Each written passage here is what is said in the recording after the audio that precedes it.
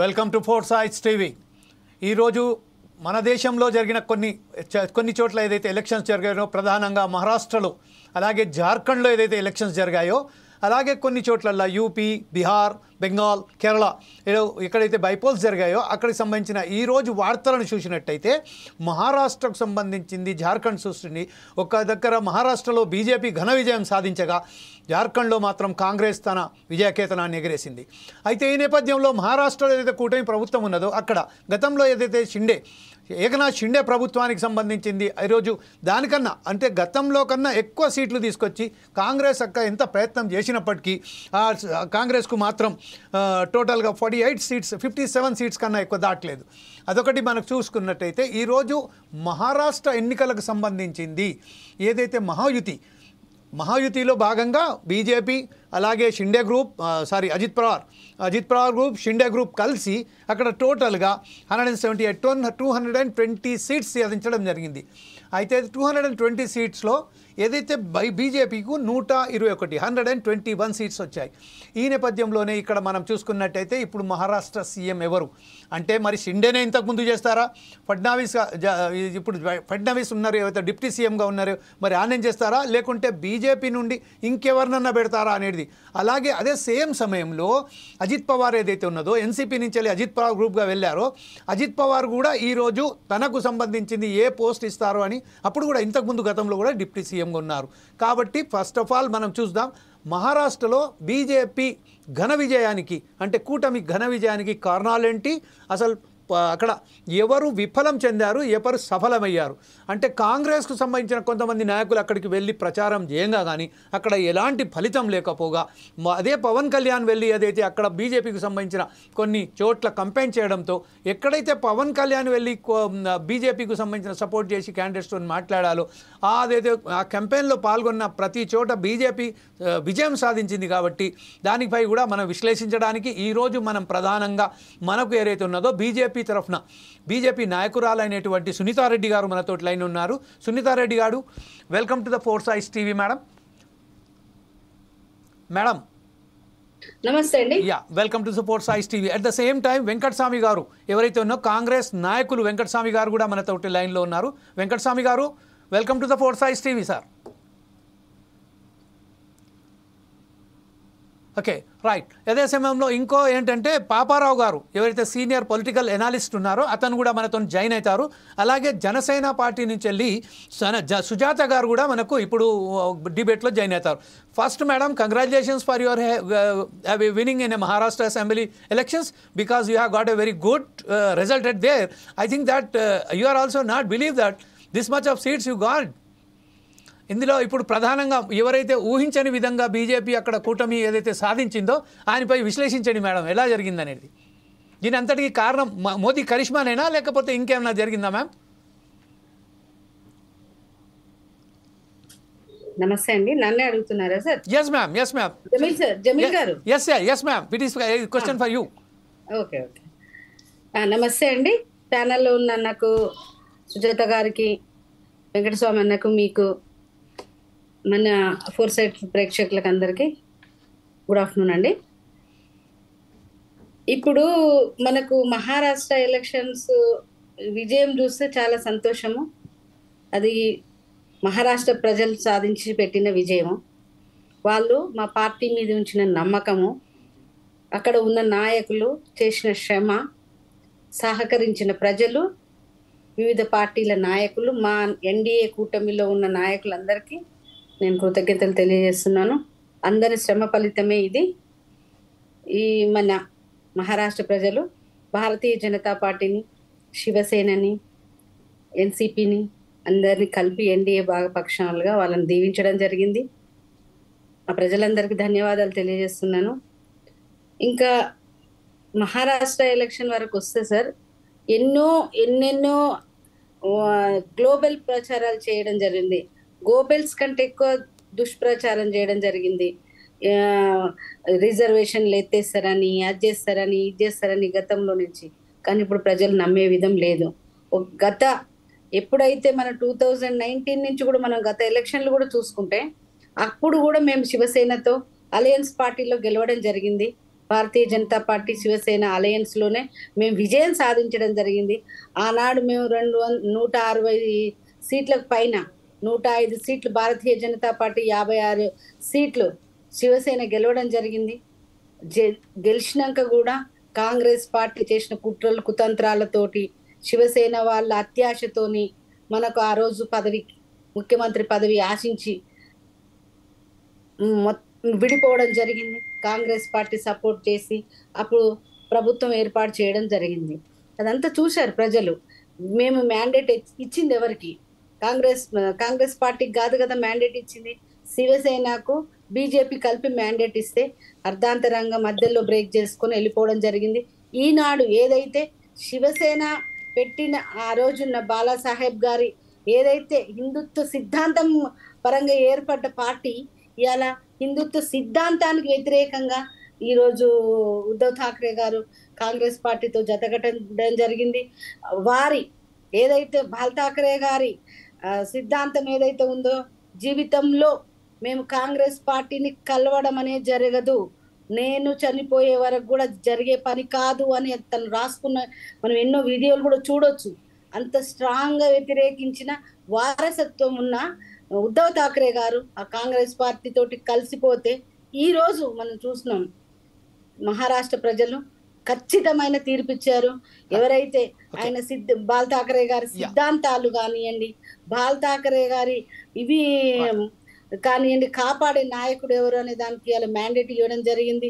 ఇవాళ ఏక్నాథ్ షిండే గారే మన బాల్ ఠాక్రే సాహెబ్ గారి ఒక్క విషయం మ్యామ్, సునీతారెడ్డి గారు కూడా లైన్ లోకి వచ్చారు. సునీతారెడ్డి గారికి ఒకసారి ఆహ్వానిద్దాం ఫోర్ సైజ్ టీవీకి. సునీతారెడ్డి గారు సుజాత గారికి ఒకసారి వెల్కమ్ చెప్దాం. సుజాత గారు, welcome to the four size TV ma'am. First of all very congratulations to you for winning a very good wherever the Mr. Pawan Kalyan has campaigned against these parties, and just wherever he campaigned it, so he won that seats. So Sujatha గారు ధన్యవాదాలండి. పవన్ కళ్యాణ్ గారు ఏదైతే ఎక్కడెక్కడ ఏ కాన్స్టిట్యున్సీస్లో ప్రచారం చేశారో, తెలుగువారు ఎక్కడ దాదాపుగా 1 కోటి మంది దాకా మనకు సంబంధించిన మన తెలంగాణ ఆంధ్రకు సంబంధించిన వాళ్ళు అక్కడ ఉన్నారు. ఎక్కడైతే వారు కంపెయిన్ చేశారో దానికి సంబంధించిన అక్కడ ఘన విజయం సాధించింది బీజేపీ పార్టీ కానీ బీజేపీ తోటి ఉన్న వేరే పార్టీలు కూడా. అయితే ఇదే విషయంలో ఇప్పుడు సుజాత గారు, ఇప్పుడు పవన్ కళ్యాణ్ చేసిన కృషికి మీరు ఎలా చెప్తారంటే, మీరు ఎట్లా విశ్లేషిస్తారు? సార్, ముందుగా అక్కడ నేమ్స్ మార్చి వేస్తున్నారండి, ప్యానలిస్టుల నేమ్స్ ఒక్కసారి చూసుకోండి, మీ పీసీఆర్ కి చెప్పండి. అందుకోసం ఒకసారి చెప్పానండి. సునీతారెడ్డి గారు ఇప్పుడు మాట్లాడుతుంది సుజాత గారు. ఎస్, ఇప్పుడు మాట్లాడుతుంది మాత్రం సుజాత గారు. సునీతారెడ్డి ఇంతకుముందు బీజేపీ నాయకురాలు. ఎస్, అది ఒకసారి చూసుకుంటాం మ్యామ్, ఎందుకంటే there is a small little bit confusion between PCR and my self. Right, any carry on ma'am please. Sujatha గారు. సార్, ముందుగా మీకు అలాగే తోటి ప్యానలిస్టులకి, ఫోర్ సైడ్స్ టీవీ వీక్షకులకి అందరికీ నమస్కారం అండి. ఈరోజు నిజంగా చాలా సంతోషంగా ఉంది సార్. ఏదైతే ఛత్రపతి శివాజీ మహారాజ్ గారి ఆశయాలు కానీ, అలాగే బాల్ ఠాక్రే గారి సిద్ధాంతాలు ఆశయాలు కానీ ఈ రోజు ప్రజలందరూ సంపూర్ణంగా అర్థం చేసుకుని, మోడీ గారి నేతృత్వంలోనే భారతదేశం అభివృద్ధి పదంలో దూసుకు వెళ్తుంది. ఖచ్చితంగా ఆ ప్రపంచ దేశాలతోటి పోటీ పడి మన భారత్ ని ముందుకు నడిపించడంలో, ఆర్థిక వ్యవస్థల్లో కానీ అలాగే రక్షణ రంగంలో కానీ ఏ విధంగా చూసుకున్నా కూడా యువతకు కూడా రాబోయే తరాలకి మోడీ గారి నేతృత్వంలోని ఈ బలమైన ప్రభుత్వాలు మాత్రమే భారతదేశ పురోగతికి, అభివృద్ధికి ముందు బాటలు వేస్తాయని ప్రజలందరూ నమ్మడం ఈ రోజు వచ్చిన తీర్పుకు ఒక నిదర్శనం సార్. అంతకు ముందు ఆంధ్రాలో చూసాం, ఎన్డీఏ కూటమికి ఎలా అయితే ప్రజలు జేజేలు పలికి పవన్ కళ్యాణ్ గారు పోటీ చేసిన అన్ని సీట్లలోనూ విజయం సాధించడం, అలాగే బీజేపీ కూడా చాలా పోటీ చేసిన సీట్లలో ఆల్మోస్ట్ విజయం సాధించడం మనం చూసాం సార్. కాదు మ్యామ్, దీంట్లో ఒకసారి మనం ఆంధ్రప్రదేశ్ రాష్ట్రానికి సంబంధించి వచ్చింది మాత్రం ఆంధ్రప్రదేశ్లో ఇన్కంబెన్సీ ఉంది. అక్కడ ఇన్కంబెన్సీ అంటే జగన్ మీద పూర్తిగా వ్యతిరేకత ఉన్నది. మహారాష్ట్రలో అట్లా ఇన్కంబెన్సీ రాలేదు ఎప్పుడు కూడా. ఎంతసేపటికి శరద్ పవార్, అజిత్ పవార్కు సంబంధించిన, అలాగే షిండే గ్రూప్ ఏర్పడ్డ తర్వాత, ఏకనాథ్ షిండే గ్రూప్ ఏర్పడ్డ తర్వాత బాల్ ఠాక్రే నుంచి వెళ్ళి ఏదైతే ఉదయ్ ఠాక్రే, బాల్ ఠాక్రే కొడుకు అయినటువంటి ఉదయ్ ఠాక్రే నుంచి వెళ్ళి విభేదించి ఏకనాథ్ షిండే ఇటు వచ్చారు. అయినప్పటికీ ఎంఎన్ఎస్లో అంటే ఏదైతే రాజ్ ఠాక్రేకి సంబంధించిన ఒక పార్టీకి ఒక సింగిల్ సీట్ కూడా రాలేదు. దాన్ని ఒకవేళ గంస్తే హిందుత్వానికి సంబంధించి సమర్థించిండనట, లేకపోతే ఇదైతే ఈ కూటమి ప్రభుత్వం మీద వీళ్ళు ఎన్సీపీ వారి కానీ లేకపోతే ఇప్పుడు ఈ వేరే కాంగ్రెస్ కానీ వీళ్ళ మీద విభేదాలే, వీళ్ళు సరి అయిన పద్ధతిలో ప్రజలలోకి వెళ్ళలేకపోయారని మనం గమనించు కదా. అంతే సార్, ఖచ్చితంగా ఇక్కడ మనం మత ప్రస్తావన కంటే కూడా దేశ సమైక్యత, దేశ అభివృద్ధికి ప్రజల ముందు పెద్దపీట వేస్తున్నారని అర్థమవుతుంది సార్. ప్రస్తావనే జరిగింది సుజాత గారు, మత ప్రస్తావనే జరిగింది. Venkataswamy garu, just a moment, I want to introduce yourself first of all. Venkataswamy garu, ఏదైతే ప్రజలు దేశ అభివృద్ధికి పెద్దపీట వేస్తూ ఇంతకు ముందు కాంగ్రెస్ చేసిన గ్లోబల్ ప్రచారాలు ఏదైతే ఉన్నాయో, గోబెల్స్ ప్రచారాలను ప్రజలు తిప్పికొట్టారనే చెప్పాలి. వాళ్ళు మాయ మాటలు, వాళ్ళు కుయుక్తులు ఈ రోజు ప్రజలు నమ్మే పరిస్థితుల్లో లేరు సార్. ఇంతకు ముందు అంటారా మనకి సోషల్ మీడియా లేదు, అలాగే ప్రజల్లో అంత అవగాహన లేదు కాబట్టి కాంగ్రెస్ పార్టీ వారు చెప్పిన కట్టుకథలన్నీ ఇదివరకు రాజకీయాల్లో నడిచినవి అవన్నీ నమ్మేవాళ్ళు ప్రజలు. ఒక సాంప్రదాయ రాజకీయ వాతావరణం, ఒక సాంప్రదాయ రాజకీయాలు నడిచినాయి, వారి వారసత్వ రాజకీయాలు నడిచినాయి. ఇప్పుడు అటువంటి పరిస్థితులు లేవు సార్. ఎవరైతే నాయకులు దేశాన్ని ముందుకు తీసుకెళ్తారో, రాష్ట్రాన్ని ముందుకు తీసుకెళ్తారో, యువతకి భవిష్యత్తు ఇవ్వగలరని ఈ ప్రజలు ఏదైతే నమ్ముతారో ఖచ్చితంగా వాళ్ళకి పట్టం కడుతున్నారు సార్. ప్రజల్ని మనం ఎక్కడ తక్కువ అంచనా వేయడానికి లేదు, ప్రజల్ని ఎక్కడ మనం తక్కువ అంచనా వేయడానికి లేదు. చంద్రబాబు నాయుడు గారు కొడుకు ఇప్పుడు సీఎం ఏం కాలేదు కదండి, మీరు ఎలా మాట్లాడుతున్నారు సార్? చంద్రబాబు నాయుడు గారు కొడుకు ఏం సీఎం కాలేదు కదా, రేపు వచ్చే ఎన్నికల్లో ఎవరు సీఎం అవుతారని ఇప్పుడే మనం ఎలా డిసైడ్ చేస్తామండి? వేరే వాళ్ళు అనే ముందు మనమేందో కూడా చూసుకోవాలా. మనం ఎంతమంది వారసులు ఆత్మహత్య చేసుకొని మాట్లాడాలా. వారసత్వాన్ని ఎదుటి అనగానే సరిపోదు. మహారాష్ట్రలో అశోక్ చవాన్ 100% కాంగ్రెస్ వాళ్ళు వారసత్వ రాజకీయాలు చేశారు. 100% కాంగ్రెస్ వాళ్ళు రాజకీయాలు నరసింహారావు గారి విషయంలో వాళ్ళు ఏం చేశారు? Ma'am just a second. Venkataswamy గారు మీరును Sujatha garu please just a second. Venkataswamy garu మీరు వీడియో ఆన్ చేయండి. వీడియో ఆన్ చేసిన తర్వాత ఇప్పుడు ఇంకోటి ఏంటంటే పాపారావు గారు, ఇప్పుడు వెంకటస్వామి గారు మాట్లాడుతున్నారు కదా. వెంకటస్వామి గారు, ఈ రోజు కాంగ్రెస్ కి స్థితి ఇప్పటికీ మీరు తెలుసుకోలేకపోతే ఎలాగా? పివి నరసింహారావు అంతటి వ్యక్తిని కాంగ్రెస్ ఎలా అవమానించింది అందరికీ తెలుసండి. మీకు తెలియదేమో, ఆయన జరిగిన అవమానం గురించి మీకు తెలియదేమో, అది మీకు ఒక చిన్న విషయమేమో.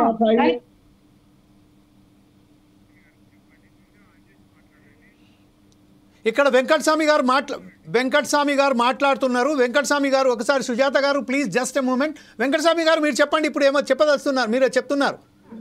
మాట్లాడినంత మాత్రం సరిపోదు సార్, మీరు వీడియో ఆన్ చేయండి సార్, వీడియో ఆన్ చేయండి. కాంగ్రెస్ వారు సర్దార్ వల్లభాయ్ పటేల్ మీ లీడర్ అవుతాడు, పివి నరసింహారావు మీ లీడర్ అవుతాడు.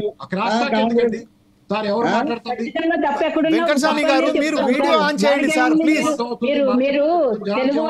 వీడియో ఆన్ చేయండి సార్ ప్లీజ్, ఒక్క నిమిషం. వెంకటస్వామి గారు మీరు వీడియో ఆన్ చేయండి. మీ వీడియో రావట్లేదు, ఆడియో మాత్రమే వస్తుంది. ఒక్కసారి వీడియో ఆన్ చేయండి సార్. వీడియో ఆన్ చేయండి వెంకటస్వామి గారు. ఏం జరగలేదు. వెంకటస్వామి గారు మీరు వీడియో ఆన్ చేయండి సార్ ప్లీజ్.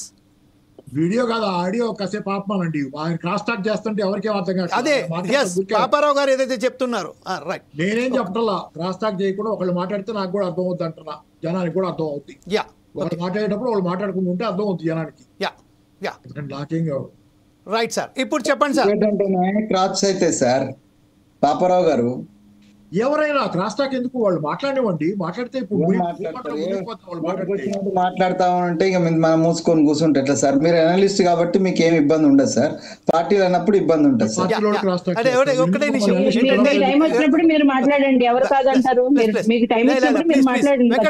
వెంకటస్వామి గారు మీకు సూటి ప్రశ్న ఏంటంటే, ప్రజలలో సరి అయిన పద్ధతిలో కాంగ్రెస్ ఏదైతే ఉన్నదో, కాంగ్రెస్ అధిష్టాన వర్గం కానీ ఇక్కడి నుంచి వెళ్ళిన వాళ్ళు కానీ సరి అయిన పద్ధతిలో కాంగ్రెస్ కు సంబంధించిన ప్రచారాలను అక్కడ వైఫల్యం చెందింది ప్రజలను చెప్పడానికి. ఏదైతే గ్యారంటీస్ అని చెప్పారు రేవంత్ రెడ్డి గారు ఇక్కడి నుంచి వెళ్ళి చాలామంది అక్కడికి వెళ్ళిన తర్వాత కూడా సరైన పద్ధతిలో అక్కడ వెళ్ళలేదు. దానివల్లనే ఈరోజు ఈ కూటమి ప్రభుత్వం అంటే ఎవరైతే ఉన్నారో బీజేపీకి కూటమి ప్రభుత్వం అక్కడికి వచ్చిందని చెప్తున్నారు దీనిపై. అలాగే హిందుత్వవాదం కాదని జనసేన సుజాత గారు ఇప్పుడు చెప్పారు. అలాగే సునీత రెడ్డి గారు ఏదో చెప్పబోతున్నారు. ఫస్ట్ ఒకసారి మనం వెంకటస్వామి గారు ఏదైతే చెప్తున్నారో అది విన్నాక మీ దగ్గరకు వస్తాను. Ma'am please. వెంకటస్వామి గారు ఇప్పుడు చెప్పండి సార్ ప్లీజ్. ప్యానెల్ ఉన్న అందరికీ నమస్కారం. యా, ఫస్ట్ ఆఫ్ ఆల్ ఏంటంటే మీరు కరెక్ట్ గా మీరు అడిగిన క్వశ్చన్ లో కొంత భాగము వాస్తవంగా ఇవాళ మేము మహారాష్ట్రలో ఫెయిల్ కావడానికి ప్రధాన కారణము మా ఆర్గనైజేషనల్ ల్యాబ్స్ లో మేము మా వాళ్ళు మా అధినాయకత్వం కావచ్చు లేకపోతే మహారాష్ట్ర నాయకత్వం కావచ్చు, స్పష్టంగా నేను మహారాష్ట్రలో ఇన్ఛార్జిగా కూడా వెళ్ళాను. స్పష్టంగా ఒక్క అంశం ఏంటంటే క్లారిటీ, మా దగ్గర ఆర్గనైజేషనల్ సెటప్ సరిగా లేదు, దాన్ని నిర్మాణం చేయడం మీద దృష్టి పెట్టలేదు. అదే భారతీయ జనతా పార్టీ వాళ్ళకి సంబంధించినటువంటి ఏదైతే అలయన్స్ ఉన్నారో పార్లమెంట్ ఎలక్షన్స్ ఓడిపోయిన మరుక్షణం అంటే దాంట్లో వాళ్ళకి ఎదురు దెబ్బ తాకిన మరుక్షణం నుంచి వాళ్ళు అప్రమత్తమయ్యారు. వాళ్ళ ఆర్గనైజేషన్ను చాలా పటిష్టంగా నిర్మాణం చేసుకుంటూ ఎక్కడైతే ల్యాబ్స్ ఉన్నాయో ప్రజల ఆగ్రహం ఉన్నదో వాటిని అటెండ్ చేసుకుంటూ వాటిని సెట్ చేసుకుంటూ వచ్చారు.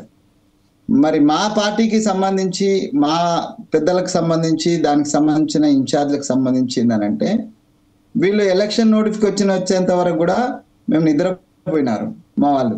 హర్యానా ఎలక్షన్ అను జమ్మూ కాశ్మీర్ అని. So that is the first labs ఒకటి. రెండో అంశం ఏంటంటే ప్రజలలో మేము చెప్పినటువంటి అంశాలను తీసుకపోలేదు అనేది ఏం లేదు. కానీ ఇప్పటిదాకా సుజాత గారు చెప్తున్నారు మతపరమైనటువంటి మాట రాలేదు అనేటువంటిది వారు చెప్తున్నారు. కానీ కాదు సార్, నేను అక్కడ ప్రత్యక్షంగా ఎన్నికల ఇన్ఛార్జిగా నేను వెళ్ళాను.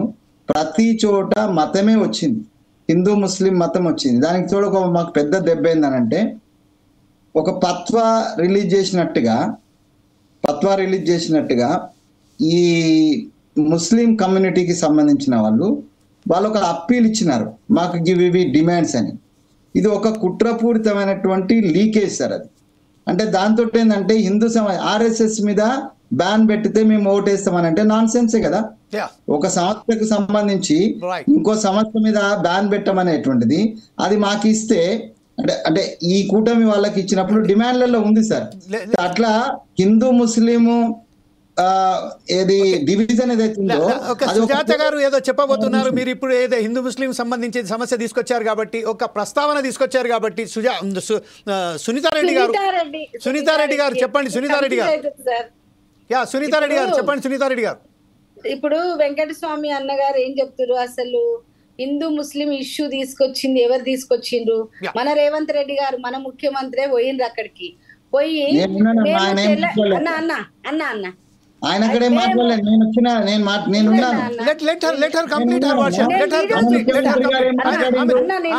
సునీత రెడ్డి గారిని మాట్లాడినండి ఒకసారి, దాని తర్వాత మనం ప్లీజ్ నన్ను మాట్లాడనియండి. మా రాష్ట్రంలో ఇంత ముందు 5% రిజర్వేషన్ ఇస్తామంటే ఒప్పుకోకుండా ఉంటే దాన్ని 4% గా తీసుకొచ్చి మేము ముస్లింస్ లకు ఇస్తున్నాము అని ఒక అపీజ్మెంట్ పాలిటిక్స్, ఒక రిజర్వేషన్ ముస్లింలకు రిజర్వేషన్ ఇస్తాము అని మీరు కదా మతపరమైన తీసుకొచ్చిరు. రాజ్యాంగం చేతులు పట్టుకొని స్వయంగా మీ రాహుల్ గాంధీ గారు ఏం మాట్లాడినారు? రాజ్యాంగాన్ని మారుస్తారు, రిజర్వేషన్లు తీసేస్తారని ఒక గోబెల్ ప్రచారాన్ని తీసుకొచ్చారు. అది ప్రజలు నమ్మలేదు. ఎందుకు నమ్ముతారండి? ఎందుకంటే ఇప్పుడు అక్కడ పక్కన 2 రాష్ట్రాలు ఉన్నాయి. మీ పార్టీ అధికారంలో ఉన్నాయి. అటు కర్ణాటక, ఇప్పుడు తెలంగాణ. మీరు మొట్టమొదటి హిమాచల్ ప్రదేశ్ లో 4 గ్యారంటీలతో స్టార్ట్ చేసిరు.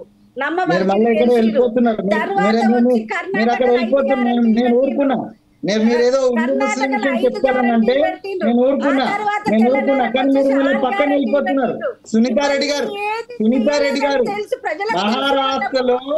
మహారాష్ట్రలో హిందుత్వం పేరుతోటి అగ్రవర్ణాల ఆధిపత్య రాజ్యానికి ఓటు పడింది. అలా మీరు ఇక్కడైనా అక్కడైనా ఇక్కడ ఈవెన్ ఇక్కడ కూర్చున్నటువంటి దాంట్లో కూడా ఆధిపత్య కులాలకు సంబంధించి పాపారావు గారు ఒక విషయం అడగదలుచుకున్నా. పాపారావు పాపారావు గారు పాపారావు గారు ఒకటే విషయం అడుగుదాం. పాపారావు గారు ఓకే, సునీతారెడ్డి గారు వెంకటస్వామి గారు ఒక నిమిషం నాకు ఒక నిమిషం నాకు అవకాశం ఉంది. ఒకటే నిమిషం. మీరేదైతే హిందుత్వానికి వ్యతిరేకంగా సపోర్ట్ సునీతారెడ్డి గారు ప్లీజ్ వెంకటస్వామి గారు ఒక్క విషయం జస్ట్ ప్లీజ్. మనకు పాపారావు గారు ఒక విషయం చెప్పదలుచుకున్నారు. పాపారావు గారు ఏదైతే చెప్తున్నారు ఒక్క నిమిషం విందాం. పాపారావు గారు అసలు ఫస్ట్ ఆఫ్ ఆల్ మనం ఒక విషయాన్ని వస్తే మహారాష్ట్రలో ఎప్పుడైతే విజయం సాధించిన మ్యామ్ సునీతారెడ్డి గారు ప్లీజ్ మ్యామ్ ప్లీజ్ మ్యామ్ ఒక్కటే నిమిషం.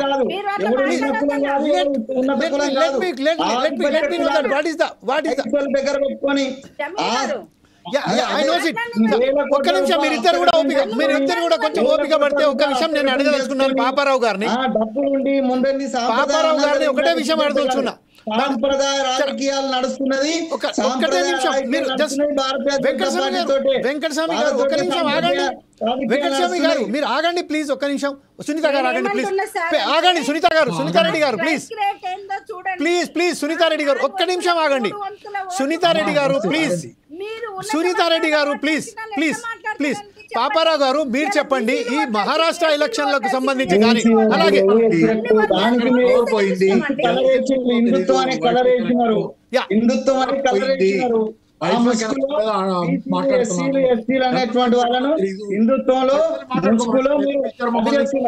వెంకటస్వామి గారు పాపారావు గారు చాలా విషయాలు మాట్లాడుతున్నారు. ఒకసారి ఇందామని ఇప్పుడు సంబంధించి నాకు ఇక్కడ పవర్ పోయింది, వైఫై కనెక్షన్ పోద్ది, కాసేపులో వైఫై కనెక్షన్ పోద్ది. ఈ లోపు మాట్లాడదామంటే వాళ్ళిద్దరు మాట్లాడండి సార్ మాట్లాడండి. మీరు మీ అవకాశం ఉంది మాట్లాడండి ప్లీజ్. మీరు అడిగితే చెప్తాను నేను. ఇప్పుడు ప్రస్తుతం ఏదైతే మహారాష్ట్రకు సంబంధించిన ఎలక్షన్స్ జరుగుతున్నాయో అలాగే జార్ఖండ్ లో జరిగినాయి. ఒకవైపు ఏమో మహారాష్ట్రలో బీజేపీ కూటమి చాలా పెద్ద ఎత్తున ఒక్కసారిగా గవర్నమెంట్ ఫామ్ చేసేంత స్థాయిలోకి వచ్చేసింది. జార్ఖండ్లో మాత్రం ఓడిపోయింది. దీనికి కారణం మతతత్వ పార్టీలు అంటారా లేకపోతే జనాలకు సంబంధించిన వాళ్లకు ఏదైతే కాంగ్రెస్ ప్రభుత్వం ఒకే ఒక ఫేస్ తోని రాహుల్ గాంధీ ఫేస్ తోని అక్కడికి వెళ్ళింది. లోకల్ గా నేషనల్ గా అక్కడ ఎవరు ఫేస్ లేరు. అర్థమైంది సార్ నాకు. చెప్పండి సార్ ప్లీజ్. అవుతుంది ఇప్పుడు కాదు. ఇక్కడ ప్రధానంగా ఏంటంటే ఇది మతతత్వం అదేం కాదు. అక్కడ ఇష్యూ ఏం జరిగిందంటే మతం కంటే కులం బలంగా పనిచేస్తుంది. ఎప్పుడు వీళ్ళు అక్కడ హర్యానాలో చేసింది ఏంటంటే బీజేపీ జాట్లు కాంగ్రెస్ తో వెళ్ళారు. జాట్లు రైతాంగం వాళ్ళు హర్యానా గవర్నమెంట్ కి చాలా అగెనిస్ట్ ఉన్నారు. బీజేపీ గవర్నమెంట్ కి ఆ ఉద్యమం రైతు ఉద్యమం ఆ నేపథ్యంలో దాంతో జాట్లైన రైతులు చాలా బలంగా కాంగ్రెస్ తో వెళ్తే జాట్ల వ్యతిరేక వర్గాన్ని జాట్ల వ్యతిరేక కులాలని బాగా కూడగట్టింది బీజేపీ చూపించి. అంటే వీళ్ళు ఆపోజిట్ గా దాన్ని ఎక్కువ కులాలను కూడా కట్టుకుని జాట్లు ఎంతున్నా కన్సిడర్ ఒక పరిమితమైన నెంబర్ ఉంటారు కదా, దాంతో మిగతా వర్గాలు కులాలన్నింటినీ కూడగట్టి కింద వర్గాలు. రెండోది ఇక్కడేమో మరాఠాలు ఉద్యమం రావటం, మరాఠాలు బీజేపీ మీదకి రిజర్వేషన్ ఉద్యమం తేవటంతో ఇక్కడ మరాఠాలకు వ్యతిరేకంగా మొత్తం కుల సమీకరణ చేసుకుంటూ వచ్చింది. కాబట్టి ఏంటి ఇక్కడ ప్రధానంగా బీజేపీ చాలా తెలివిగా తన ఎదురుగాల్ని తనే సృష్టించుకొని కాంగ్రెస్ బలాన్ని కాంగ్రెస్ బలహీనతగా మార్చి కాంగ్రెస్ బలం అక్కడ జాట్లు ఆటోమేటిక్ గా కాంగ్రెస్ జాట్లు కలిసి వచ్చారు కాంగ్రెస్ తో, దాన్నే బలహీనతగా మార్చింది. జాట్ల వ్యతిరేకులందరినీ కూడా కట్టింది. ఇక్కడ మరాఠా వ్యతిరేక ఆలోచనలన్నీ కొన్ని ఇవి కూడా పనిచేసింది. కాబట్టి అంటే కాంగ్రెస్ స్ట్రాటజీ అనేది అది బీజేపీ స్ట్రాటజీ అనేది చాలా బలంగా ఉంది. మీకు ఒకటే ఆయన పేరు గుర్తురాట్లేదు కానీ ప్రఖ్యాత జర్నలిస్ట్ అండి ఆయన సర్దేశాయి ఆయన ఒక పుస్తకం రాశాడు. దానిలో ఆయన రాసింది ఏంటంటే భారతదేశంలో 21వ శతాబ్దపు రాజకీయాలను అర్థం చేసుకున్న పార్టీ ఒక బీజేపీ అని రాశాడు. ఆయన బీజేపీ వ్యతిరేక పుస్తకం రాసిన గుర్తురాట్ల పేరు సారీ ఆయన బీజేపీ వ్యతిరేకి, కానీ ఆయనే స్వయంగా రాశాడు భారతదేశంలో 21వ శతాబ్దపు రాజకీయాలను అర్థం చేసుకుని అందుకున్న పార్టీ ఒకటే బీజేపీ. కానీ మిగతా వాళ్ళంతా వెనకబడి ఉన్నారండి స్ట్రాటజిక్ గా వీటిల్లో. అంత మాత్రం జనం సమస్యలకు ప్రతినిధులు కాదని కాదు, కానీ వాళ్ళు స్ట్రాటజిక్ గా ఉండటంలో వెనకబడి ఉన్నారు. అదే కాకుండా చాలా చిన్న పార్టీలు చీల్చినాయి, హర్యానాలో చీల్చినాయి ఓడిపోయింది. కానీ అక్కడి నుంచి పాటలు నేర్చుకోకుండా జార్ఖండ్ లో ఏదో జరిగింది. కానీ ఇక్కడికి వస్తే మళ్ళీ వంచిత్ బహుజన్ పార్టీ అది ప్రకాష్ అంబేద్కర్ పార్టీ అది వేరే పోటీ చేసింది. వాళ్ళు 20 సీట్లు గెలిచారు చూడండి. చిన్న పార్టీలు అన్ని కలిసి 20 సీట్లు గెలిచారు. అంటే వాళ్ళు ఓడిపోయిన సీట్లు కూడా ఉంటాయి, చాలా పోటీ చేశారు. పాపారావు గారు ఏంటంటే నేను ఒక విషయం మీతో అడగదలుచుకున్నా ఏంటంటే ఇప్పుడు మహారాష్ట్ర ఎన్నికలలో కేవలం ఎంఐఎం అక్కడ ప్రధానంగా ఇటు కాంగ్రెస్ కు కాకుండా ఇటు బీజేపీకి కాకుండా సపోర్ట్ సార్ ఖచ్చితంగా ఎంఐఎం ఏదైతే 12 సీట్లు ఎక్కడైతే గెలిచిందో అలాగే ఏదైతే మెసేజ్ పబ్లిక్లో వెళ్ళిందో దాని ద్వారానే అక్కడ మరాఠాలకు సంబంధించింది ఏదైతే మీరు చెప్పినట్టుగా మరాఠాలు కూడా బీజేపీకు వ్యతిరేకంగా చేశారు, కాకపోతే వాళ్ళు మరాఠాకు కూడా సపోర్ట్ చేయలేదని చెప్తున్నారు. ఈ విషయంలో ఎంఐఎం పాత్ర ఎక్కువ ఉన్నది అని మనకు వస్తున్నది ఇప్పుడు వార్త. దాని మీద ఏమంటారు? అంటే ఖచ్చితంగా ఏదో ఒకటి జరిగింది కదా సార్. ఎంఐఎం పోటీ చేసిందే 16.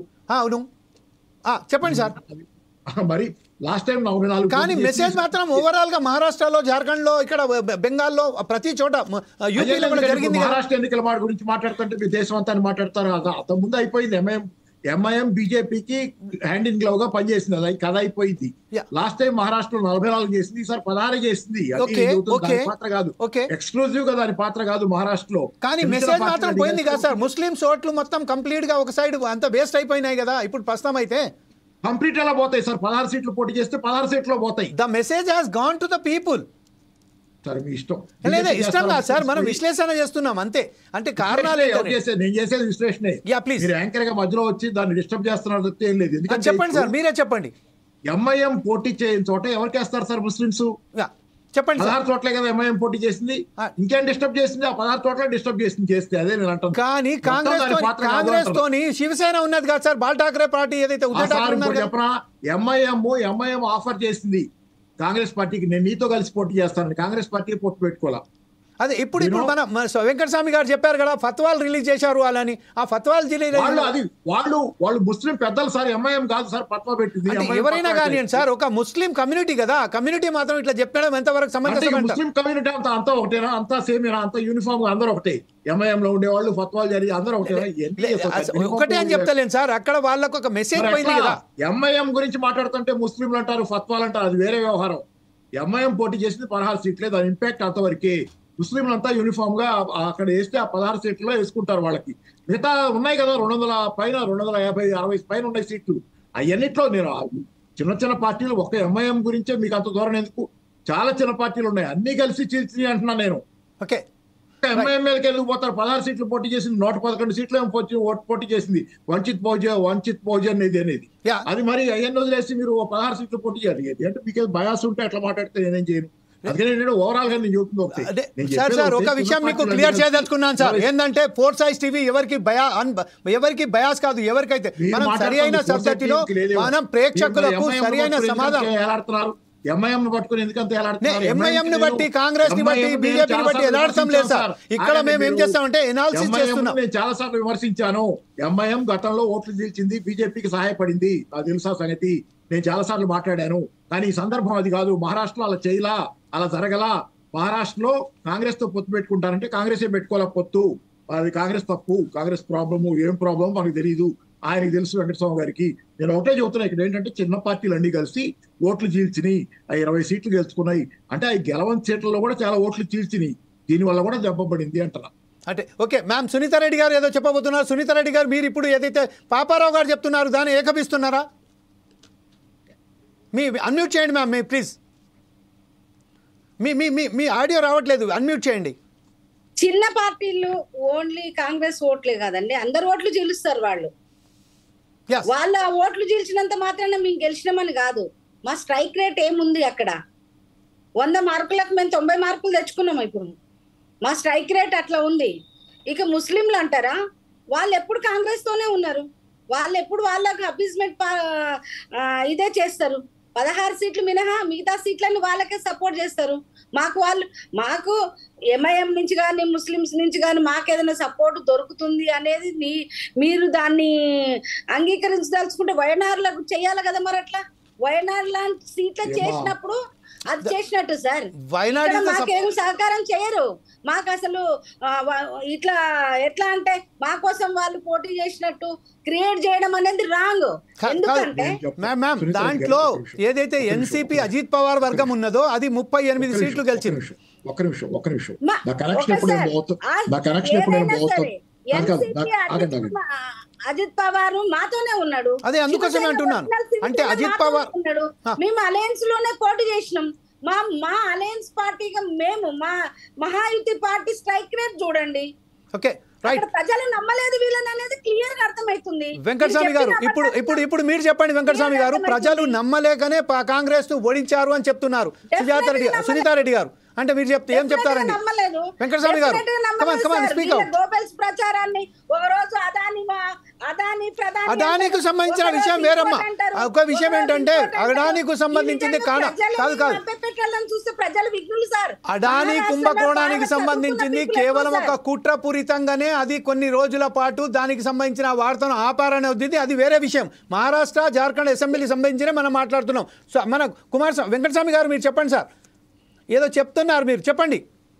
ఇప్పుడు ఏం చెప్పమంటారు? ఇప్పుడు సునీత గారి నా మాట కూడా వారే చెప్తున్నారు కదా, ఏం చెప్పాలనేది వారే చెప్తున్నారు కదా, మేమేం చెప్పాలన్నా కూడా అదే చెప్తున్నారు కదా. ఇప్పుడు సార్ చాలా స్పష్టము ఇవాళ మహారాష్ట్ర ఎన్నికలలో మేము మా ఫెయిల్యూర్ను ఒప్పుకుంటున్నాం. మేము మా పార్టీ పరంగా మేము ఏదైతే ఎన్క్యాచ్ చేసుకోవాలనో అది ఎన్క్యాచ్ చేసుకోలేం. పాపారావు గారు చెప్పినట్టుగా ఈవెన్ హర్యానాలో కూడా మేము మా ఆర్గనైజేషన్ లాబ్స్ కారణంగా కొంత నష్టపోయినాం. But that is not only the reason. రెండవ రీజన్ ఏంటంటే భారతీయ జనతా పార్టీ చేస్తున్నటువంటి ఏదైతే ఈ రెచ్చగొట్టేటువంటి యాంటీ పోలరైజేషన్, ఈ పోలరైజేషన్ పాలిటిక్స్ మా మీద నెడుతున్నారు.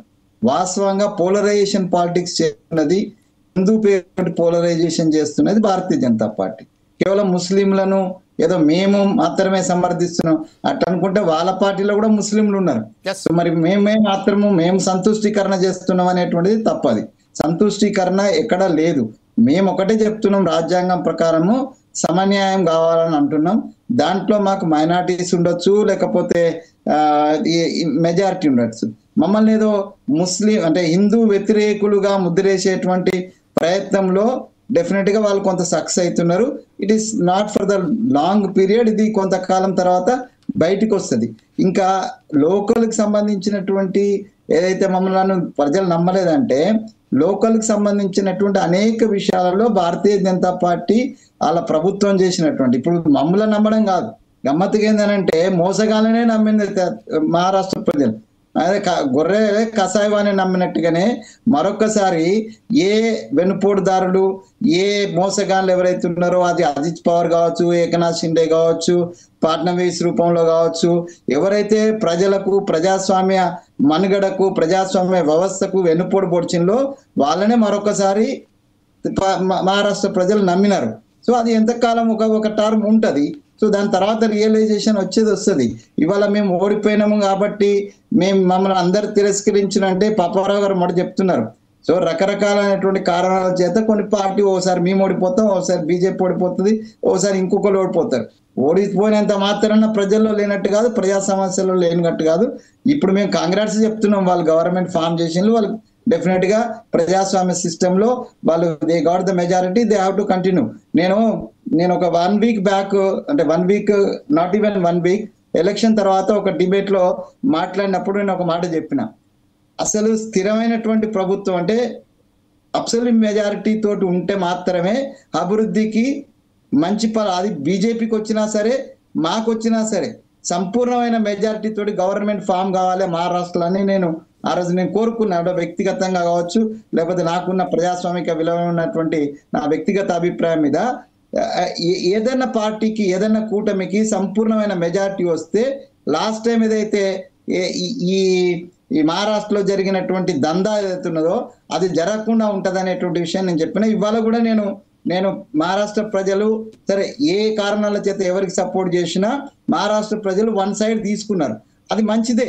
మహారాష్ట్ర యొక్క అభివృద్ధికి డెఫినెట్ గా అబ్సల్యూట్ మెజారిటీ ఉన్నటువంటి ప్రభుత్వం, ఆ ప్రభుత్వం ఎంత సిన్సియర్ గా చేస్తుంది, అందులో ఉన్న వాళ్ళు ఎంత సిన్సియర్స్ అనేది తర్వాత చర్చ. కానీ ప్రజాస్వామ్యంలో ఒక ఫిగర్ ఏదైతే ఉన్నదో అబ్సల్యూట్ 2/3 మెజారిటీ వచ్చినప్పుడు దానికి ప్రభుత్వానికి దోకా లేకుండా ఉంటది. 5 years they can concentrate on their అంటే డెవలప్మెంట్ కావచ్చు, సంక్షేమం కావచ్చు, వాళ్ళు కాన్సన్ట్రేట్ చేసే అవకాశం ఉంటది. కాబట్టి నేను మహారాష్ట్ర ప్రజలకు మాత్రం నేను కంగ్రాట్ చెప్తున్నాను. రైట్. ఇదే సమయంలో సుజాత గారు మీరు చెప్పండి, ఇప్పుడు ప్రస్తుతం ఏదైతే 121 విజేపితో ప్రధానంగా బీజేపీ పార్టీ అక్కడ మెజార్టీగా వచ్చేసింది. కానీ అక్కడ ఏదైతే ఫిగర్ ఉన్నదో మనకు, ఏదైతే మ్యాజిక్ ఫిగర్ ఉన్నదో, మ్యాజిక్ ఫిగర్ రావాలంటే 145-46 సీట్స్ రావాలి. ఇంకా కొంచెం తక్కువనే ఉన్నాయి. దాంట్లో కూటమిలో భాగంగా శివసేన షిండే, ఎవరైతే షిండే గారు ఉన్నారో అలాగే ఫడ్నవీస్ గారు ఉన్నారు. అంటే ఇప్పుడు ఫడ్నవీస్ గారు, షిండే గారు, లేకపోతే అజిత్ పవార్, వీరి ముగ్గురు కూడా సీఎం పీఠానికి గురిపెట్టి ఉన్నారు. అంటే ఇంతకుముందు షిండే ఏదైతే చీఫ్ మినిస్టర్గా ఉన్నారో ఆయనను ఇప్పుడు మెజార్టీగా బీజేపీ గవర్నమెంట్ సీట్లు సాధించింది. కాబట్టి ఇప్పుడు షిండేని ఖచ్చితంగా నాకే కావాలి, ఎందుకంటే గతంలో కూడా చేశాను సీఎం, ఇప్పుడు కూడా నేనే చేస్తాను. అంతకుముందు అంటే సపోర్టివ్గా తిన్నారు కాబట్టి షిండేను సీఎం చేశారు. కానీ ఇప్పుడు షిండేని సీఎం చేస్తారని మీరు భావిస్తున్నారా? అయితే సుజాత గారు మీరు ఇచ్చిన సమాధానం పర్వాలేదు, లేకుంటే సునీతారెడ్డి గారు. అయితే ఫస్ట్ సుజాత గారితో అడుగుదాం. సుధాన గారు మీరు చెప్పండి. సార్, బీజేపీ వ్యక్తిగా సునీతారెడ్డి గారు దీనికి ఈ ప్రశ్నకు సమాధానం చెప్తే కరెక్ట్. అలయన్స్ కా నేను ఇంతకు ముందే చెప్పాను, పవన్ కళ్యాణ్ గారు ఏదైతే వెళ్ళి అక్కడ క్యాంపెయినింగ్ చేశారో, పవన్ కళ్యాణ్ వెళ్ళిన చోట ప్రతి చోట అతను గెలిచారు. కాబట్టి అంటే పవన్ కళ్యాణ్ ఆంధ్రప్రదేశ్లో డిప్యూటీ సీఎంగా ఉన్నారు కాబట్టి. కానీ ఎప్పుడైతే మహారాష్ట్ర విషయానికి వస్తుందో సీఎంగా షిండే ఉన్నారు కాబట్టి అతను ఇప్పుడు డిప్యూటీ సీఎం ఇచ్చినా వేరే ఇచ్చినా కూడా అతను ఒప్పుకోడు.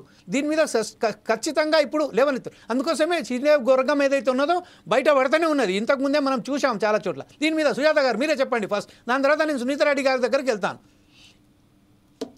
సార్, ఏదేమైనా కూడా గతంలో చూసిన మనం గత 5 ఏళ్లలో జరిగిన అవకతవకలు చూస్తే కనుక ఎప్పుడైనా కూడా స్థిరమైన ప్రభుత్వం ఉంటేనే ఆ ప్రభుత్వం ఇచ్చిన హామీలు నెరవేర్చడానికి కానీ, అలాగే ఆ రాష్ట్రాన్ని అభివృద్ధి పదంలో నడిపించడానికి కానీ ఉపయోగపడుతుంది.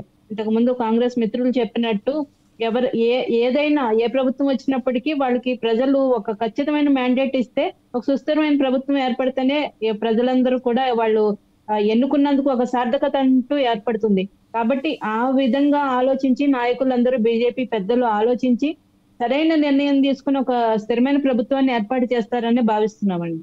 Okay, right. సునీతారెడ్డి గారు ఇప్పుడు మీరు చెప్పండి. ప్రస్తుతం ఏదైతే ఇదే క్వశ్చన్ మీ మీదకి వస్తుంది, మీరు ఎలా దీన్ని మీరు ఎలా అంగీకరిస్తారు? అసలు షిండేను పక్కన పెట్టడానికే మొత్తం కాంగ్రెస్ బీజేపీ ప్రభుత్వం, బీజేపీ పెద్దలందరూ ఒక దగ్గర ఇప్పుడు జమకూడిరు. అదొక మీటింగ్ కూడా స్టార్ట్ అయిపోయింది. మనకు తెలిసిన సమాచారం ప్రకారం ఇప్పుడు షిండేని పక్కన పెట్టి కేవలం ఫడ్నవీస్నే తీసుకొచ్చి చీఫ్ మినిస్టర్గా పెట్టడానికి వాళ్ళందరూ ఏకంగా చూస్తున్నారు. ఇప్పుడు షిండే దీనికి ఒప్పుకుంటారా, లేకుంటే మళ్ళీ ఇంకోసారి మార్పిడి చేసి వేరే ఇంకా కుంపడి పెట్టుకోనికి సిద్ధపడతాడా? నేను ఏమంటున్నానంటే సార్, మా విధానం, మా ఎన్డీఏ విధానం మీరు 2014 నుంచి చూడండి. అప్పుడు మాకు 283 సీట్లు వచ్చినా మేము ఎన్డీఏనే ఏర్పాటు చేయడం జరిగింది. తర్వాత మాకు 300 సీట్లకు పైన వచ్చినా కూడా మేము ఎన్డీఏ ప్రభుత్వమే కంటిన్యూ చేయడం జరిగింది. మా మిత్రులతోనే మేము కంటిన్యూ అయినాం. ఇప్పుడు కూడా కర్ణాటకలో మాకు మెజారిటీ వచ్చింది, స్ట్రైక్ రేట్ మాది ఎక్కువ ఉన్నది.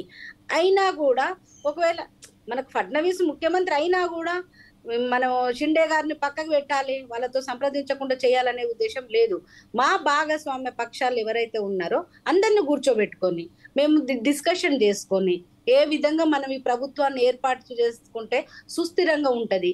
మనం ఈ ప్రజలకు ఇచ్చిన ఏవైతే వాగ్దానాలు అయితే ఉన్నాయో, మనం మేనిఫెస్టో కానివ్వండి, ప్రజలకు మనము ఎలక్షన్ల ముందు ఇచ్చిన ఏవైతే వాగ్దానాలు ఉన్నాయో అవన్నీ నెరవేర్చాలంటే మనము స్థిరంగా ఒక ప్రభుత్వాన్ని ఏర్పాటు చేసి ముందుకు పోవాలనేది డిస్కషన్ పెట్టుకుంటారు. ఖచ్చితంగా మా కూటమి డిస్కషన్లోనే నిర్ణయాలు జరుగుతాయి. ఎంత డిస్కషన్ పెట్టినప్పటికీ మరొకసారి చూస్తే మాత్రం శరద్ పవార్తోని విభేదించి మళ్ళా శరద్ పవార్తో కూటికి చేరిన అజిత్ పవార్ ఇంకొకసారి వచ్చి బీజేపీ గుటిలు చేరారు. అలాగే షిండే కూడా ఎవరైతే బాలాసాహెబ్ పెట్టిన పార్టీ శివసేనను వ్యతిరేకించి అతను వేరే గుంపటి పెట్టారు. అదే సమయంలో ఎంఎన్ఎస్ రాజాచాకరి కూడా ఒకటి కూడా సీట్ రాలేనప్పటికీ అక్కడ ప్రజలలో మాత్రం బ్రహ్మాండమైన ఆయనకు కూడా ఒక హోదా, వారికి ఒక డిగ్నిటీ ఉంది. కాకపోతే ఏంటంటే ఇప్పుడు ఈ షిండేకు అజిత్ పవార్కు ఒక పగ్గం పెట్టవలసిన బీజేపీ ఒకవేళ కనుక దాంట్లో సఫలం కాకపోతే ఇప్పుడు షిండేని మరొకసారి చీఫ్ మినిస్టర్ చేసే అవకాశాలు ఏమన్నా ఉన్నాయా? ఇది అధిష్టాన నిర్ణయాలు చేస్తారండి, మన స్థాయిలో నిర్ణయం జరగదు. నేనేమంటున్నానంటే సార్, గతంలో కూడా మాకు 105 మంది ఎమ్మెల్యేలు ఉన్నా కూడా మేము షిండే గారికి ముఖ్యమంత్రిని చేయడము, ముఖ్యమంత్రి పదవిలో ఉండి ఎలక్షన్లకు పోయి ముఖ్యమంత్రి హోదాలో ఎలక్షన్లకు పోయి రిజల్ట్ తీసుకొచ్చిండ్రు ఫడ్నవీస్ గారు 2019లో. ఆయన అధ్యక్షతలోనే మేము ఎలక్షన్లకు పోయినాం. ఆయన అధికారాన్ని, ఆయన ముఖ్యమంత్రిని వెల్కమ్ చేసి మాకు 105 సీట్లు వచ్చినాయి. అయినా కూడా అధిష్టాన కోరిక మేరకు, అధిష్టాన ఆదేశాల మేరకు ఉప ముఖ్యమంత్రిగా వెళ్ళడం జరిగింది. ఒక డిసిప్లిన్ ఉన్న నాయకుడు ఆయన. కాబట్టి ఇప్పుడు మాకు మాక్సిమం దాదాపు 126 దాకా మాకు వచ్చినాయి 149కి. కాబట్టి మేము ఆశించడంలో తప్పు లేదు. ఖచ్చితంగా ఆ ఆశించే కోణంలో ఖచ్చితంగా మా భాగస్వామ్య పక్షాలను ఒప్పించుకుంటాం, వాళ్ళని మెప్పించుకుంటాం, మాతో నడిపించుకుంటాం, మేము వాళ్ళతో నడుస్తాం. మేము కొంతకాలం వాళ్ళ వెనకంగా నడిచినాం, ఇప్పుడు వాళ్ళని నడిచే విధంగా మేము ప్రయత్నం చేస్తాం. అట్లా అని చెప్పేసి ఒక భాగస్వామ్య పార్టీలకు ఇంకో రకంగా మేము ఇబ్బంది పెట్టే పరిస్థితి ఉండదు. ఒక లార్జెస్ట్ పార్టీగా మాది ఉన్నది కాబట్టి ఖచ్చితంగా మేము ఆశిస్తాం.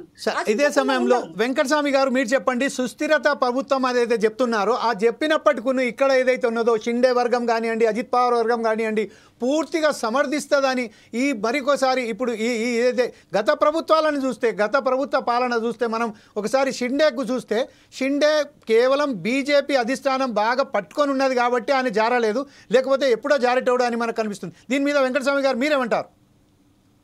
It is a purely internal affair of the Mahayuti and the Bharatiya Janata Party. NDAకి సంబంధించిన ఇంటర్నల్ అఫేర్ అది. అది ఎవరికి ఇచ్చుకుంటారు, ఏం తీస్తున్నారు అనేటువంటిది వాళ్ళ పూర్తిగా ఇంటర్నల్ అఫేర్. కానీ సుస్థిరత ప్రభుత్వం అన్నం కాబట్టి సుస్థిరత ప్రజలకు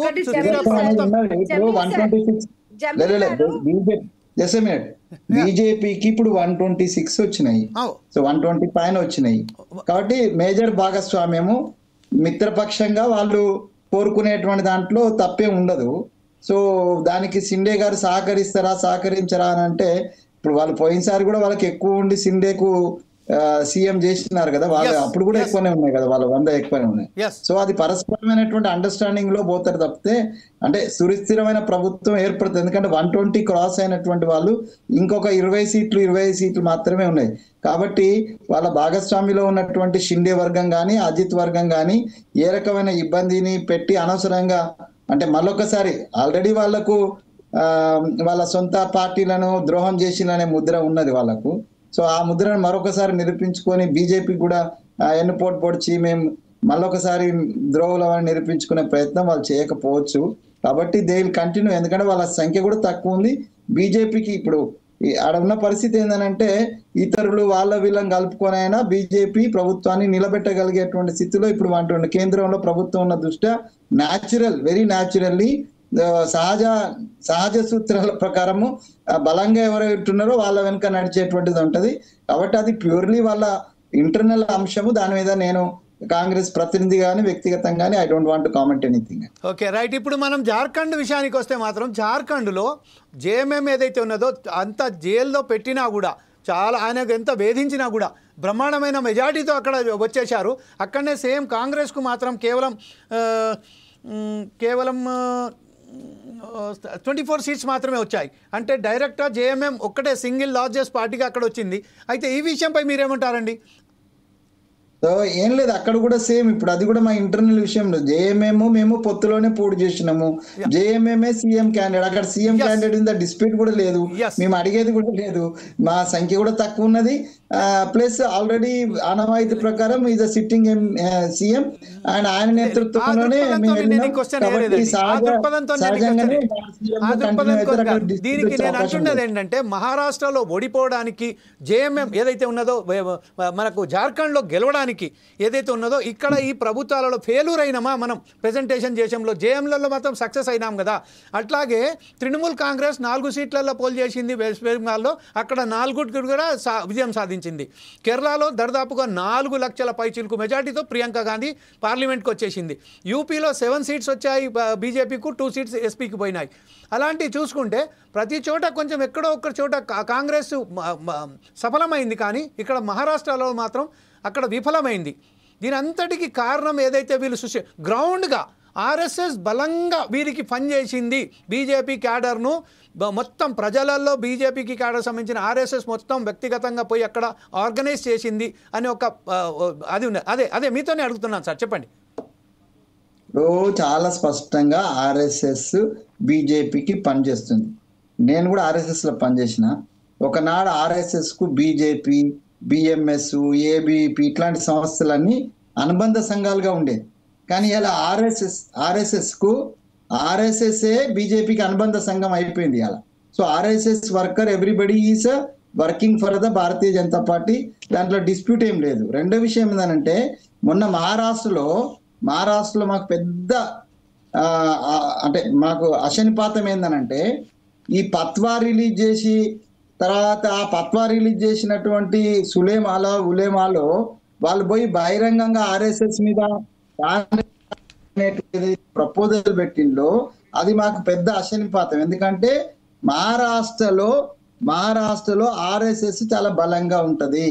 బీజేపీని వదిలిపెట్టండి, బీజేపీ బలంగా తర్వాత, కానీ అంటే ఆర్ఎస్ఎస్ అనేటువంటిది దాని మూలము మహారాష్ట్రనే, నాగపూరే దాని మూలం.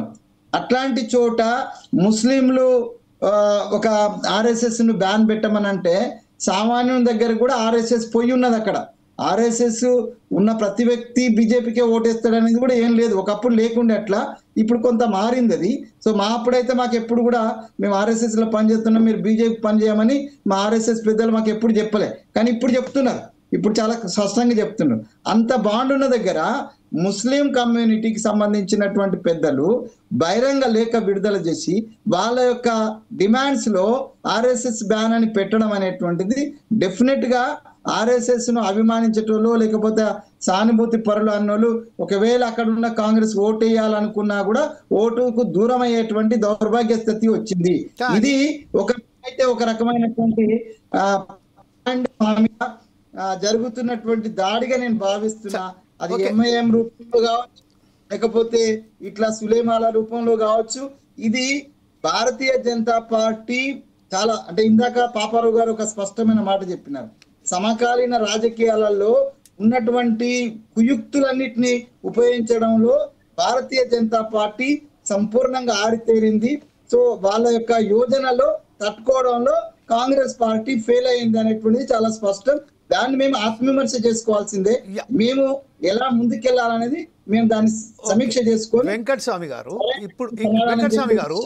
ఇప్పుడు మీరు ఏదైతే చెప్పారో ఆర్ఎస్ఎస్ కు సంబంధించిన ఒక ఆర్ఎస్ఎస్ కు బ్యాన్ చేయాలి అని ముస్లిం సమాజం ఒక ఉలిమాలు కోరిండ్రు. దాన్ని బట్టి మహారాష్ట్రలో ఏదైతే హిందూ ఫత్వా ఇచ్చిరని చెప్తున్నారు కదా,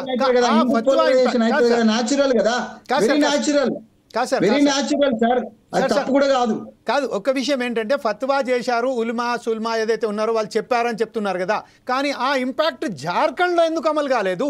జార్ఖండ్కు సంబంధించిన కూడా వాళ్ళు కూడా అక్కడ కూడా ముస్లిమ్స్ చాలా మంది ఇప్పుడు కాంగ్రెస్కు సపోర్ట్ చేశారు కదా, అక్కడ కాంగ్రెస్కు అని జేఎంఎం కూడా సపోర్ట్ చేశారు కదా, కానీ ఆ ఫత్వా అక్కడ కదా ఇంప్లిమెంట్ కావాలి కదా ముస్లిం సమాజానికి సంబంధించి ఏదైతే ఉన్నదో అక్కడ. మరి దాని మీద ఏమంటారు? అక్కడ బీజేపీ జార్ఖండ్ జేఎంఎంను కాంగ్రెస్ అక్కడ బ్రహ్మాండమైన పోటీ ఇచ్చింది, బ్రహ్మాండంగా ఒక విజయం సాధించింది కదా. నేనేమంటున్నా సార్, జార్ఖండ్ మహారాష్ట్ర ఈ రెండు కూడా జార్ఖండ్కు ఉన్నటువంటి భౌగోళిక పరిస్థితులు కానీ రాజకీయ పరిస్థితులు కానీ దానికున్న మహారాష్ట్ర రాజకీయ భౌగోళిక పరిస్థితులకు చాలా డిఫరెన్స్ ఉంది సార్. ఇక్కడ కంప్లీట్లీ రైటిస్ట్ వింగ్, చాలా రైటిస్టిక్ వింగ్ చాలా బలంగా ఉన్నటువంటి ఏరియా మహారాష్ట్ర మొదటి నుంచి, ఇప్పుడు కాదు మొదటి నుంచి కూడా. ఇప్పుడు మహారాష్ట్రలో కాంగ్రెస్ కు సంబంధించిన అనేక మంది ఆర్ఎస్ఎస్ వాళ్ళు ఉన్నారు. నాగపూర్ గడ్కరీ గారు గెలిచేంత వరకు అంతకుముందు గెలిచినటువంటి ఏదో ఎంపీ గారు ఉన్నారు, ఆయన కూడా ఆర్ఎస్ఎస్ మ్యానే. సో కాబట్టి అక్కడ ఆర్ఎస్ఎస్ కు సంబంధించినటువంటి మూలాలను కదిలించడం లేకపోతే మూలాల విషయంలో జాగ్రత్త పడడం అనేటువంటిది చాలా అవసరమే. సో దానికి భిన్నంగా జరిగింది, దానికి భిన్నంగా అది కుట్రపూరితంగా జరిగిందా, యాదృచ్ఛికంగా, incidentally, accidental, I don't know. I was at Maharashtra on that day that was released and BJP attack చేసింది. తర్వాత కాంగ్రెస్ సమాధానం చెప్పాలని మేము దానికేం స్పందించలేదు. కానీ దాని ఇంపాక్ట్ ప్రజలలో యాంటీ పోలరైజేషన్, ఇది హిందూ పోలరైజేషన్ వైపు దారితీసింది. అందుకే అద్భుతమైనటువంటి విజయం ఇవాళ బీజేపీ హిందూ పోలరైజేషన్ పేరుతోటే ఇవాళ బీజేపీకి అన్ని సీట్లు వచ్చడానికి ఒక కారణమైంది అనేది చాలా స్పష్టం అండి. Okay right. ఇదే సమయంలో మనం జార్ఖండ్ విషయానికి వస్తే మాత్రం జార్ఖండ్లో కూడా బీజేపీ పార్టీ 24 సీట్స్ సాధించింది. అంటే అక్కడ ఏదైతే 47 సీట్స్ మనం జేఎంఎం కాంగ్రెస్ కలిసి తీసుకొచ్చిన నేపథ్యంలో సింగిల్గా 24 సీట్స్ బీజేపీ తీసుకొచ్చింది. అంటే జార్ఖండ్లో కూడా బీజేపీ బలంగా ఒక అపోజిషన్ పార్టీగా ఎదిగినట్టే కదా. ప్రభుత్వం చేసింది, అక్కడ ప్రభుత్వం చేసింది, జార్ఖండ్లో ప్రభుత్వంలో ఉండింది. అది బాబులాల్ మారండి గారు ఫస్ట్ సీఎం గా ఉన్నారు.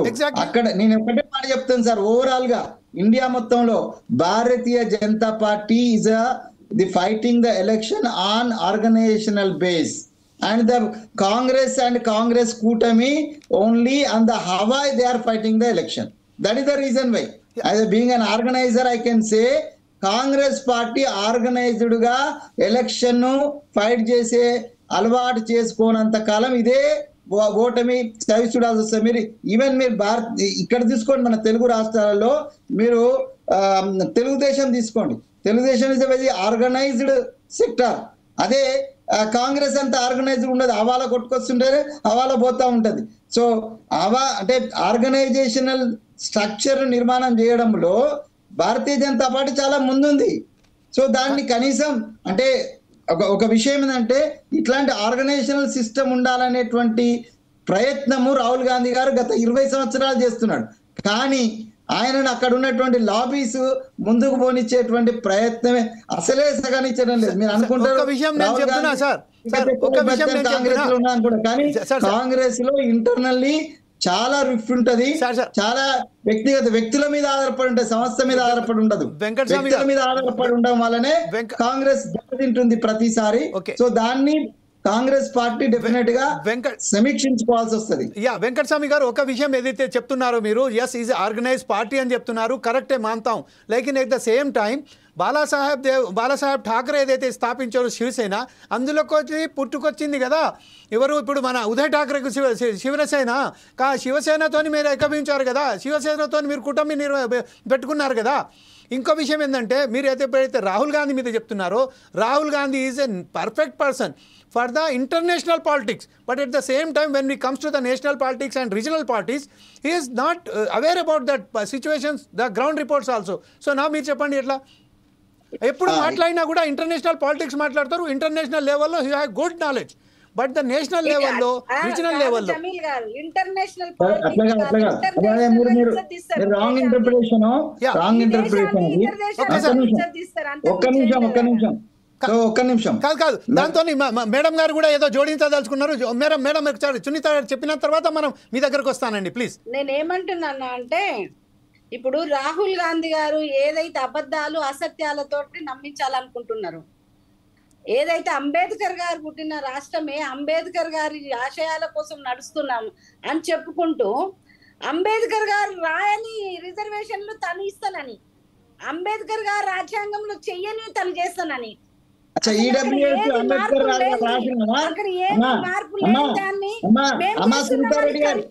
సునీతారెడ్డి గారు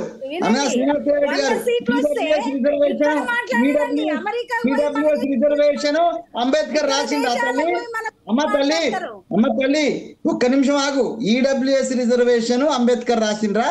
ఈడబ్ల్యూఎస్ రిజర్వేషన్ అనేది మీరు వెనకబడ్డ వర్గాలకు ఇవ్వద్దు అనుకుంటున్నారా?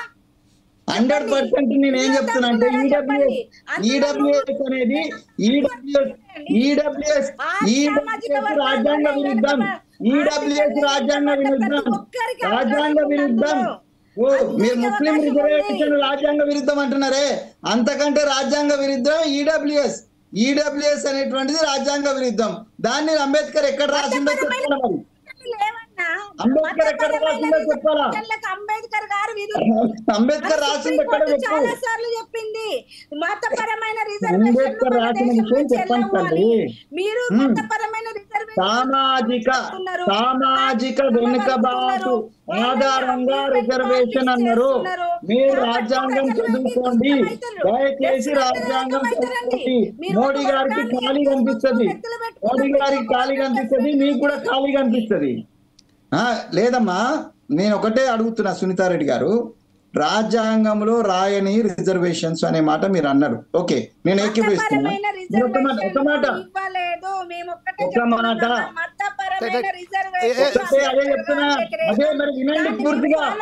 ఒక్కసారి కుమారస్వామి గారు ఏదైతే చెప్తున్నారు, వెంకటస్వామి గారు ఏదైతే చెప్తున్నారు చెప్పనియండి ప్లీజ్.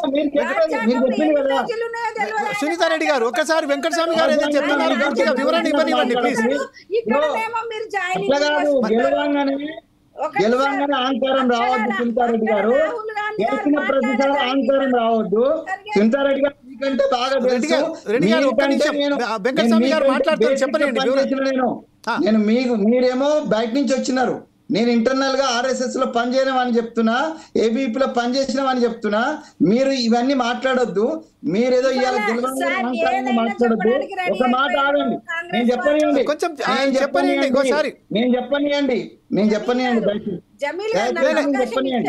ఒక్కసారి వెంకటస్వామి గారు ఏదైతే మాట్లాడతారు అది విన్నాక తర్వాత మీ దగ్గరకు వస్తాను. వెంకటస్వామి గారు ఏదైతే ఇస్తున్నారు చెప్పండి, వివరణ చెప్పండి. నేను చెప్పనియండి, ఒక్క నిమిషం చెప్పండి, నన్ను మాట్లాడండి.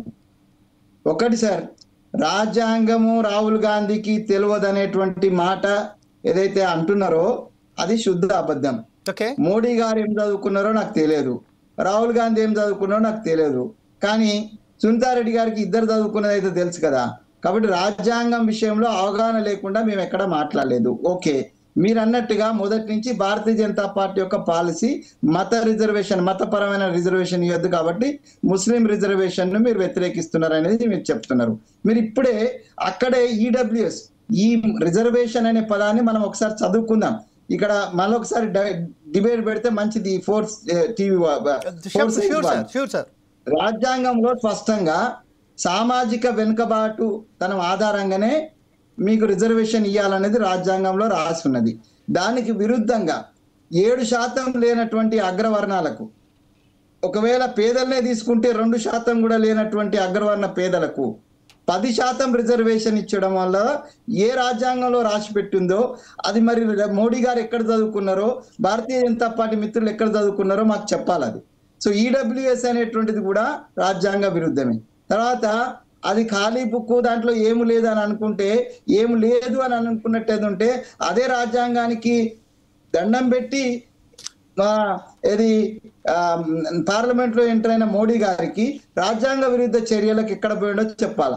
తర్వాత ఓబీసీని అని, నేను ఓబీసీల పక్షం అని చెప్పుకునే వ్యక్తి ఓబీసీలకు ఎంత రిజర్వేషన్ ఇచ్చిండో, దేశవ్యాప్తంగా ఎంత పెంచిండో, అంతమంది ఉన్నారో ఎంత పెంచిండో, మరి ఓబీసీలను ఎస్సీలను ఎస్టీలను వెన్నుపోటు పొడిచి ఈడబ్ల్యూఎస్ 10 ఇస్తే మొన్నటికి మొన్న మన తెలంగాణలో 90 మార్కులు వచ్చిన ఎస్సీ బిడ్డకు ఉద్యోగం రాలే, 60 మార్కులు వచ్చినటువంటి బ్రాహ్మణ బెల్మ బిడ్డలకేమో, రెడ్డి బిడ్డలకేమో ఉద్యోగాలు వచ్చినాయి.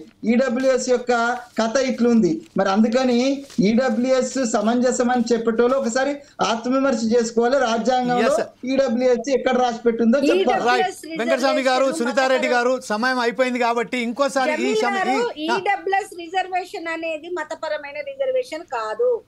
మతపరమైన అతను కూడా చెప్తున్నారు కదా మతపరమైన విషయం కాదని. సామాజిక వెనుకబాటులో లేరు కదా మీరు, అది మీరంతా ఆధిపత్య కులాలే కదా, సామాజిక వెనుకబాటులో మీరు లేరు కదా. ఇప్పుడు ఏదైనప్పటికీ మన సమాధానం చాలా తక్కువ ఉన్నది కాబట్టి సుజాత గారు కన్క్లూజన్ చాలా సేపు అయింది. మీరు ఒక చెప్పదలుచుకున్నారు సుజాత గారు.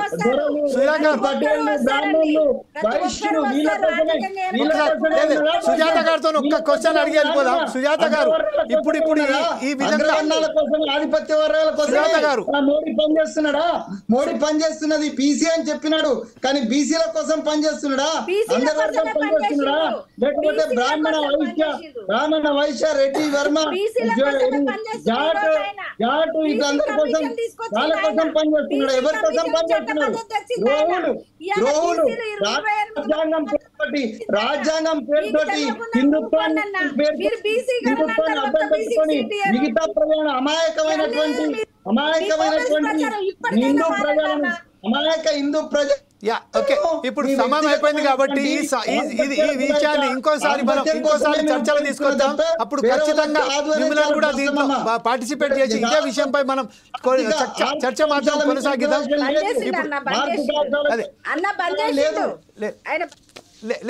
డెఫినెట్గా మనం ఈ విషయంపై ఇంకొకసారి మనం మాట్లాడే ప్రయత్నం చేద్దాం. ఖచ్చితంగా ఈడబ్ల్యూఎస్ ప్లస్ ఈ సామాజిక వర్గానికి సంబంధించి ఒక విషయం మాత్రం చాలా క్లియర్గా ఉన్నది.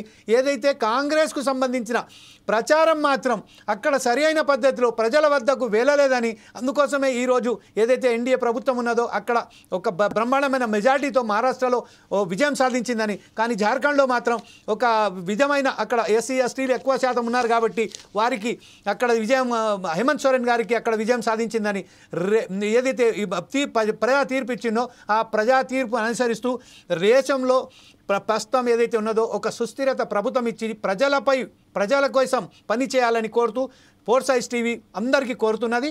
ఇదే నేపథ్యంలో రేపు మరొకసారి ఇదే ప్రోగ్రామ్తో మరొకసారి కలుద్దాం మరే అంశంపై. అప్పటిదాకా చూస్తూనే ఉండండి ఫోర్సైజ్ టీవీ.